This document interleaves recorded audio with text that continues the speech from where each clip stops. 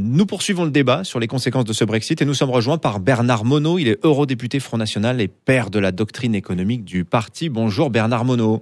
Bonjour. Et Jean-Marie Cavada qui est toujours avec nous, député européen libéral. Bernard Monod, je commence avec vous. Vous êtes satisfait, vous êtes heureux ce matin du choix des Britanniques de décider de sortir de l'Union européenne ? Pour eux, oui, puisque c'est le peuple qui a eu le dernier mot, si vous voulez, ce qui est normal. Vous savez que nous sommes des démocrates et que la souveraineté, nous la reconnaissons au peuple et non pas aux élites dirigeantes qui nous ont menés à la catastrophe après 25 ans d'Union européenne. Notamment par rapport à l'immigration. Le camp du maintien dans l'Union européenne prédisait une véritable catastrophe économique, l'effondrement des marchés financiers. C'était balayé d'un revers de main par les défenseurs du Brexit qui disaient « Là, on est en train d'essayer de vous faire peur, citoyens britanniques, ne cédez pas à la peur ». Et pourtant, ce matin, semble-t-il, c'est ce qui est en train de se passer, Bernard Monod. Écoutez, la stratégie de la peur, elle a déjà été auparavant en pleine campagne. Ça a été les mensonges, les études bidonnées, partisanes, qui ont démontré que ce serait la catastrophe.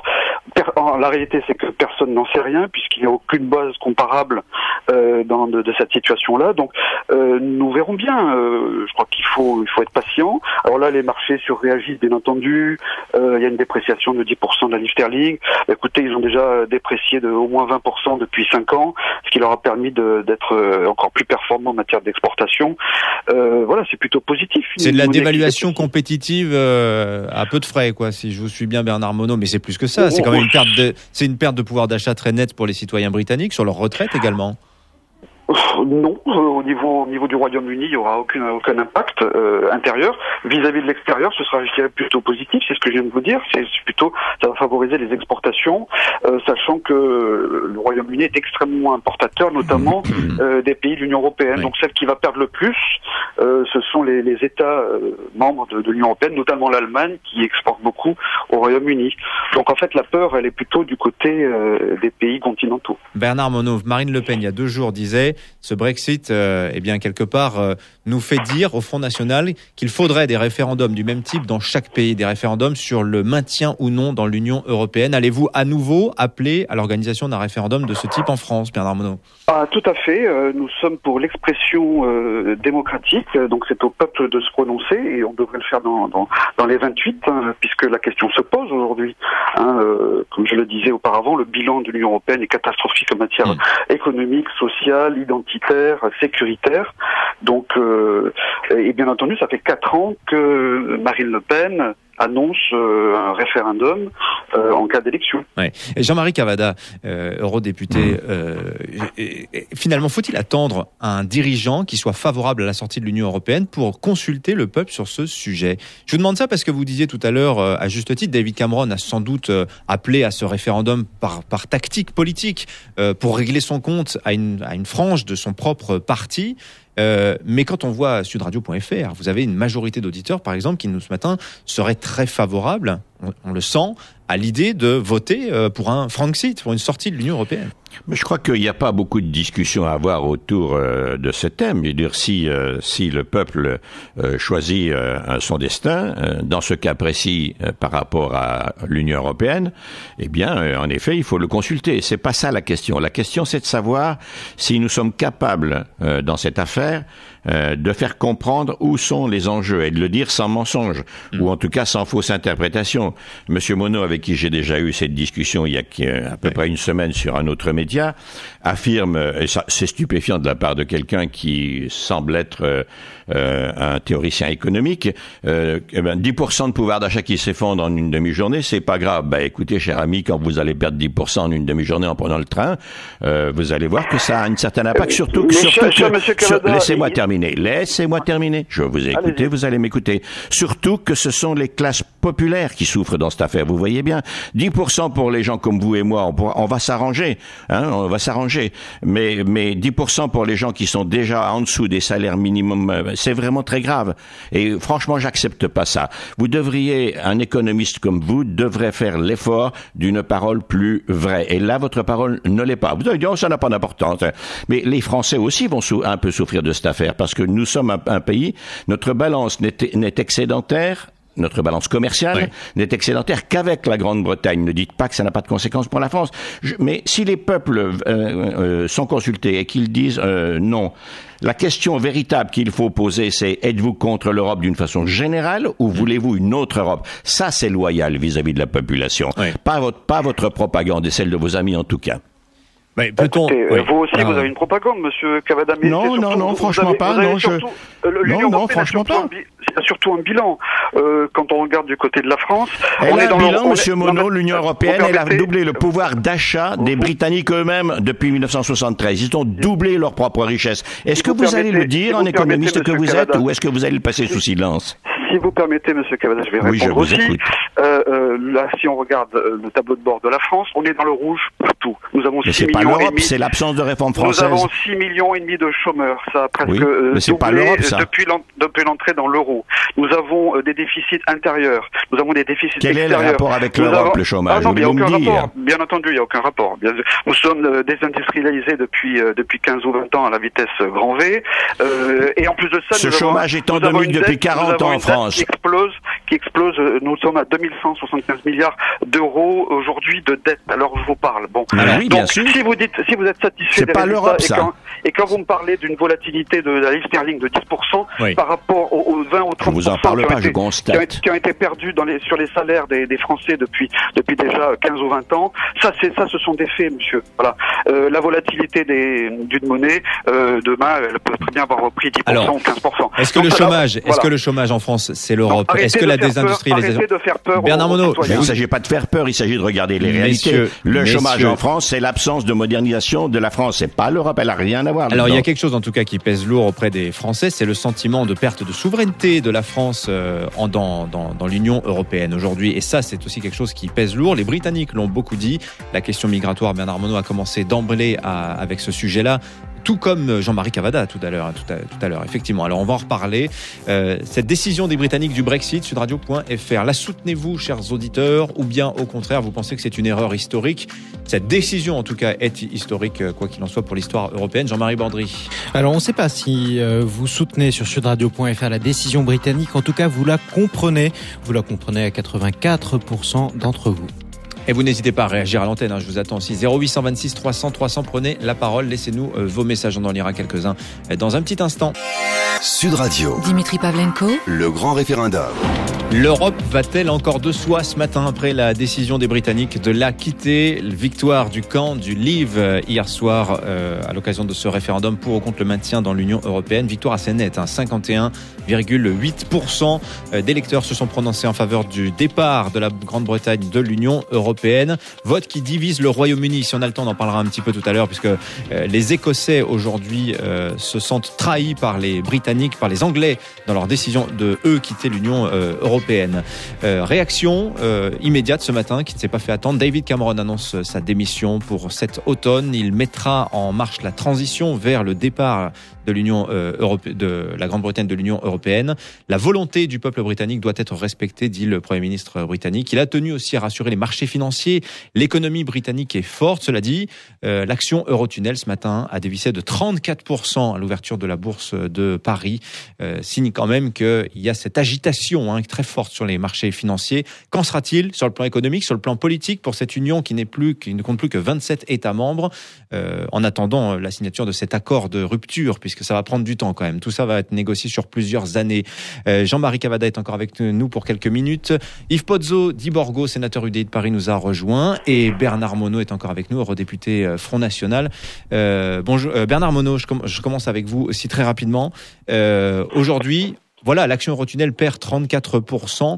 Que dit aujourd'hui l'élu Front National eurosceptique que vous êtes? Ça a passé, ça n'a pas duré longtemps, c'est normal vu la violence de la décision, mais tout ça va s'améliorer rapidement pour les Britanniques. Ou bien c'est la preuve là que c'est une décision quand même très lourde de sens et qui va engager négativement les Britanniques sur le plan économique. Écoutez, ça s'appelle la volatilité des marchés et nous, ce que nous disons, c'est qu'on ne gouverne pas une nation sur les marchés financiers. Donc, il faut les laisser s'exprimer. Là, il y a une surréactivité par rapport à la nouvelle, une espèce de traumatisme. puisque les bourses hier soir européennes avaient terminé en hausse de 2% en moyenne. Oui, voilà, certaines que ça passerait pas. Hein. Je pense qu'il faut qu'ils acceptent la nouvelle. Et puis, vous savez, le Royaume-Uni existait bien avant l'Union européenne, et je vous garantis qu'il sera encore longtemps après. Voilà, donc le commerce va continuer, il y aura des accords bilatéraux qui seront passés comme auparavant, comme avant l'Union européenne. Je rappelle simplement que les grands projets industriels qui ont été faits depuis les 40 dernières années, je pense au Concorde, puis Aérospatiale, puis Ariane et Airbus, tout ça était bien avant l'Union européenne. Jean-Marie Cavada, dernière question. Aujourd'hui, donc, vous avez l'impression que c'est une erreur qu'ont commis les Britanniques pour aller vite. Pas du tout, ne me faites pas dire ça, surtout pas. Moi, je suis très profondément européen parce que je pense que l'union des États et des peuples est nécessaire, d'abord pour éviter les conflits à l'intérieur de l'Europe et deuxièmement pour défendre nos atouts dans le monde. Mais cette Europe-là, que nous avons depuis maintenant 15-20 ans, l'Europe des technocrates, oui, a abandonné le rêve européen d'union. Ce qui me différencie d'un monsieur comme monsieur Monod, par exemple, c'est que lui, il pense que le repli à l'intérieur des frontières protégera davantage. Moi, je pense que c'est le contraire. Mais à son idée est audible. Ce que j'aimerais bien, c'est de ne pas entendre des contre-vérités, oui, comme la dernière encore à l'instant. Le Concorde, qu'est-ce que le Concorde fait dans votre histoire? Le Concorde est français, n'avait rien à voir avec l'Europe. Et alors, plus c'est gros, plus ça passe. Je pense que devant les drames de l'histoire qui se préparent à travers le monde, oui, eh bien, nous avons un devoir de vérité et d'exigence. Vous aviez parlé tout à l'heure de Cameron, j'ai fait une allusion à Hollande. Vous voyez bien que quand on ment, il y a toujours un moment où la porte vous revient dans la figure.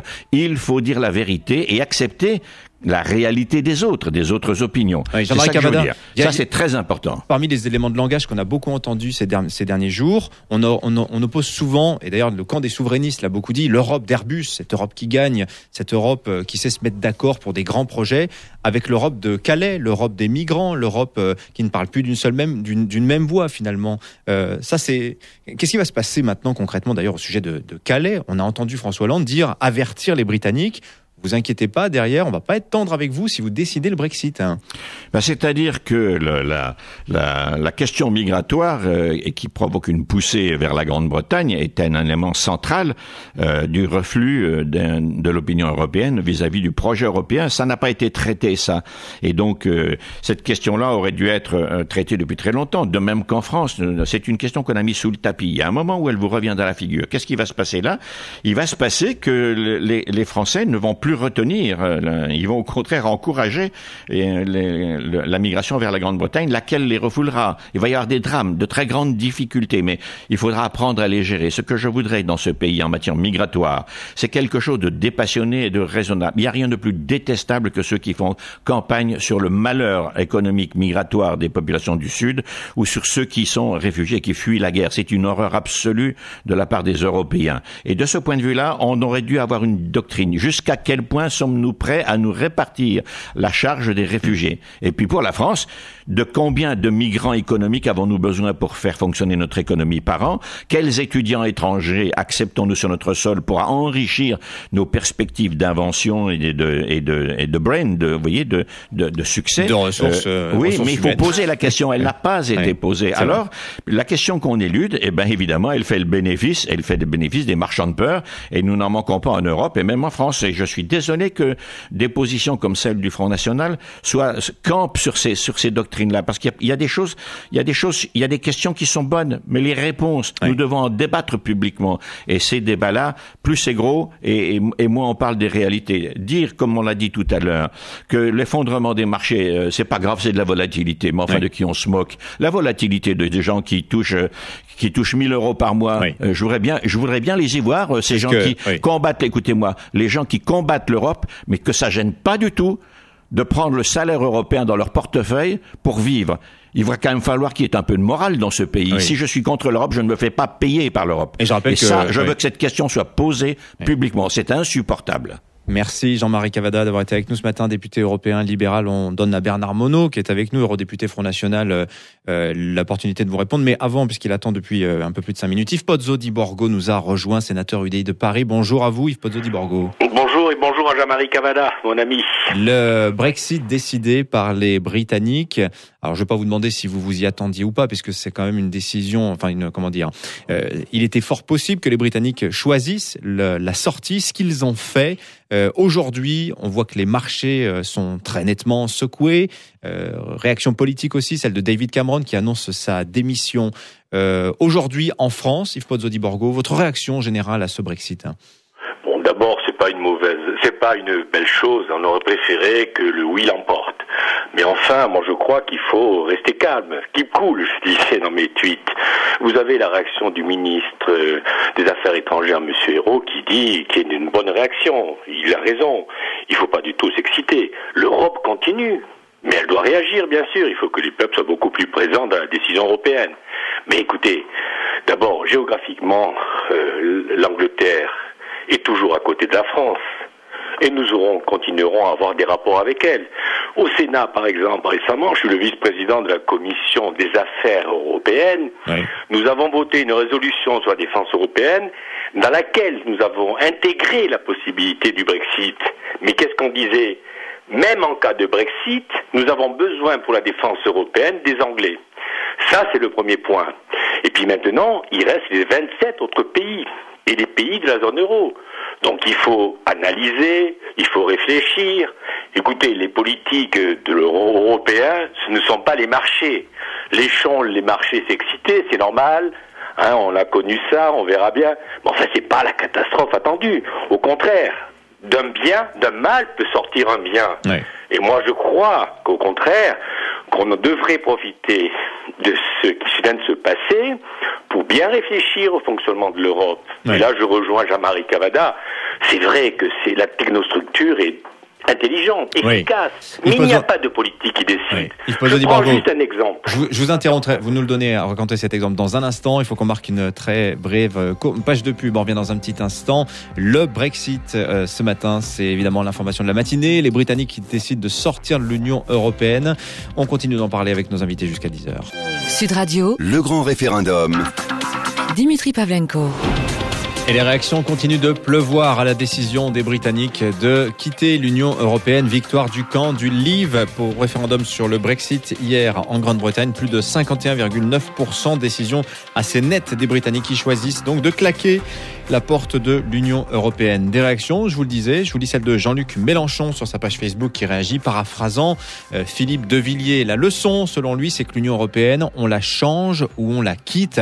Tout le monde, parmi les candidats du Brexit, mais aussi les opposants, était d'accord pour dire que ce serait l'occasion, peut-être historique, pour l'UE de se réformer vers plus d'intégration ou bien un retour vers plus de souveraineté des États membres. Yves Pozzo di Borgo est avec nous, de même que Bernard Monod, eurodéputé Front National. Yves Pozzo di Borgo, alors très rapidement, vous disiez de toute façon, nous, au Sénat, avions déjà commencé à plancher sur la manière de travailler avec les Britanniques s'ils décidaient de quitter l'Union européenne. Sur la défense européenne, nous disions que sur la défense européenne, que s'il y avait le Brexit, nous continuerions à souhaiter travailler avec les Britanniques parce que les deux grandes puissances militaires sont la France et les Anglais. Pour en revenir, je veux dire une remarque sur les réformes. Tout le monde dit qu'il faut réformer, on est tous conscients qu'il faut réformer l'Europe. Mais ne croyez pas que ça sera facile. Oui. Et qu'il faudra beaucoup d'abord de volonté politique et notamment, il faut que l'on retrouve la puissance d'action de l'entente entre la France et l'Allemagne. Oui. Et là, je crois qu'il doit y avoir une initiative du président de la République français avec Madame Merkel pour petit à petit calmer les choses, voir ce qui ne va pas et faire des propositions. Il est écrit dans les traités européens qu'on va vers toujours plus d'intégration. C'est quand même ça qui est remis en question avec le Brexit aujourd'hui. C'est l'erreur. Un des problèmes, pourquoi l'Europe échoue, c'est parce qu'il n'y a pas de fédéralisme. Quand vous prenez Eurojust, vous avez 169 magistrats qui sont à Bruxelles. La plupart des dossiers sont des dossiers intergouvernementaux. Oui. Quand vous prenez le patron de Frontex, quand vous l'écoutez, pour prendre une décision, pratiquement est obligé d'avoir l'accord des 28. Ouais, c'est pas possible. Or, au contraire, on a besoin d'avoir des gens qui ont de l'autorité. Alors, le défaut du fédéralisme, c'est que ce sont les fonctionnaires qui ont pris en main ce pouvoir-là. Oui. Un des problèmes, c'est que ce serait aux politiques nationaux de s'impliquer beaucoup plus dans le fonctionnement de l'Europe, ce qui n'est pas le cas à l'heure actuelle en France et ailleurs. Bernard Monod, concrètement là sur les bancs du Parlement européen, vous allez perdre vos alliés du UKIP qui sont contents de se faire ainsi limoger par les électeurs britanniques. Mais maintenant, c'est vrai qu'il y a cette victoire pour les candidats, pour les partisans eurosceptiques qui vont se dire bah voilà, on a peut-être notre occasion pour bouger l'Europe vers peut-être un retour à plus de souveraineté. C'est quoi la prochaine étape maintenant au niveau européen pour vous et le Front National ?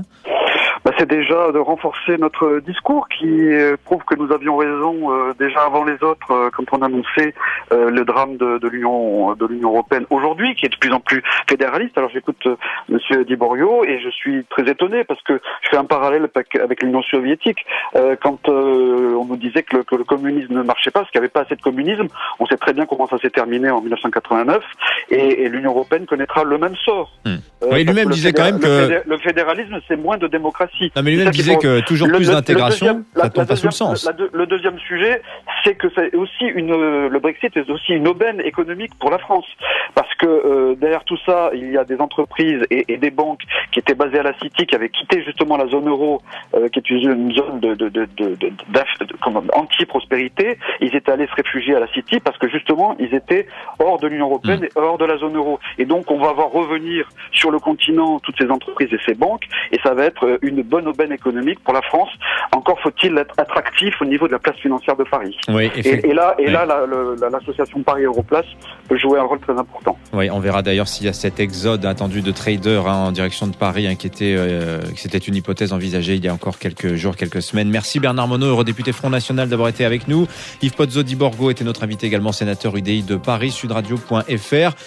Comprenez-vous la décision des Britanniques ? Eh bien, votre réponse est sans ambiguïté à 85%. Vous dites que oui, ce Brexit, pourquoi pas ? Eh bien, on le comprend en France aujourd'hui.